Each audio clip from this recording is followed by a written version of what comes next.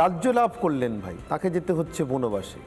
যে ভাইয়ের মায়ের চক্রান্তে না সেই মায়ের প্রতি না সেই ভাইয়ের প্রতি সামান্যতম কোনো হিংসে বা কোনো রাগ বা কোনো ক্ষোভ নেই। মহারাজ, জিজ্ঞাসা করছি সেটা কি এই কারণে, মানে কৃত্তিবাসী রামায়ণের একদম শুরুতে পড়েছি যে ব্রহ্মলোকে বিরাজ করে, বিষ্ণুলোকে বিরাজ করছেন স্বয়ং ভগবান বিষ্ণু। নারদ একদিন গিয়ে দেখলেন তিনি চারজনে বিভক্ত হয়েছেন, চারজনে নিজেকে বিভক্ত করেছেন, রাম, লক্ষ্মণ, ভরত, শত্রুঘ্ন। অর্থ বুঝতে না পেরে শিবের কাছে গেলেন ব্রহ্মাকে নিয়ে, দেবাদিদেব মহাদেবের কাছে, কি এর অর্থ? তখন তিনি বললেন 60 লক্ষ বৎসর পরে পৃথিবীতে এমন সময় আসবে, রাবণ রাক্ষস কুলে জন্ম নেবে এবং ভগবান এইভাবে 4 অংশে বিভক্ত হয়ে যাবেন। এখন এটা কেন জিজ্ঞাসা করছি মহারাজ, এই যে স্বয়ং নারায়ণ 4 ভাগে বিভক্ত হয়েছেন, আমাদের তো সনাতনীদের সমস্ত সাধনাটাই মানুষের মধ্যে নারায়ণ দর্শন করা, আমরা অতিথিকেও নারায়ণ বলি। তাহলে এই যে ভাইয়ে ভাইয়ে এত বিদ্বেষ ভাব, সদ্ভাব নষ্ট হয়ে যাবে, ভাই যদি ভাইকে নারায়ণ মনে করে, তাহলে আজকের দিনে ভাইয়ের সঙ্গে ভাইয়ের সম্পত্তি নিয়ে বিবাদ হওয়া কি সম্ভব? খুব বেশি দিন আগে এগুলো ছিল না।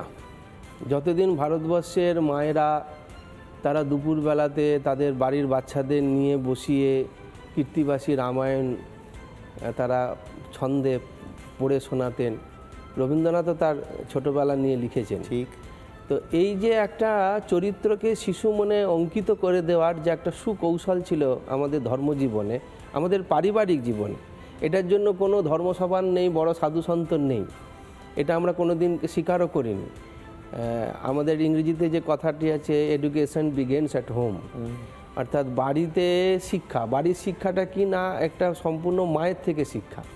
সেই জন্য তারা এমনভাবে তার ছেলেদের এই চরিত্রগুলোকে অঙ্কিত করে দিতেন ছোট বয়সে।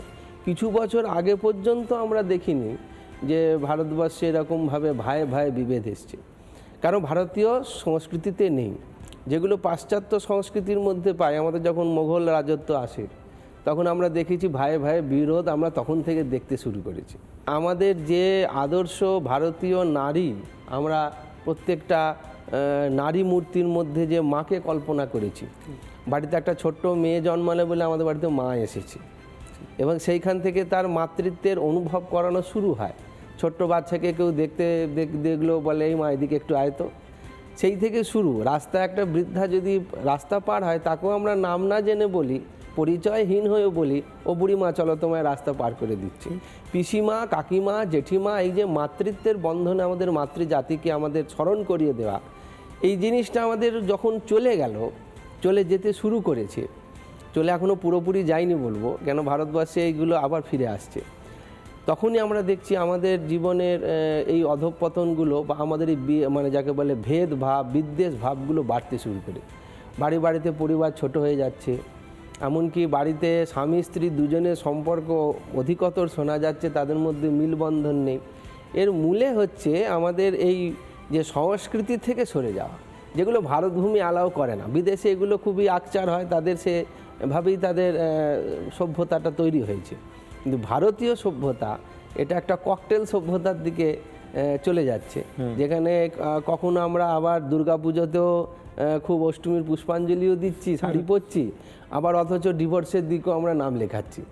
এই ককটেল যেটা, এইটার জন্য আমাদের একটু অসুবিধা হবে, সমাজ জীবনে এর মানে প্রভাব পড়ছে। কিন্তু যদি দেখা যায় বিদ্বেষের মূল যেখান থেকে, সেইটাই আমাদের ভারতবর্ষের শিক্ষায় ছিল যে ভাই ভাই বিরোধ করতে নেই। ছোটো বয়সে আমাদের শেখানো হয়েছে, আমাদের জীবনেও শেখানো হয়েছে, একটা চকলেট দিলে পরে ভাগ করে সব ভাইরা ভাগ করে খাও, যে আসছে তাকে দিয়ে খাও। এই জিনিসগুলো আমাদের তো বাড়ির শিক্ষা, এগুলো তো সেই রামায়ণেরই এটা প্রভাব বলতে গেলে আমরা এটাকে মানতে পারি।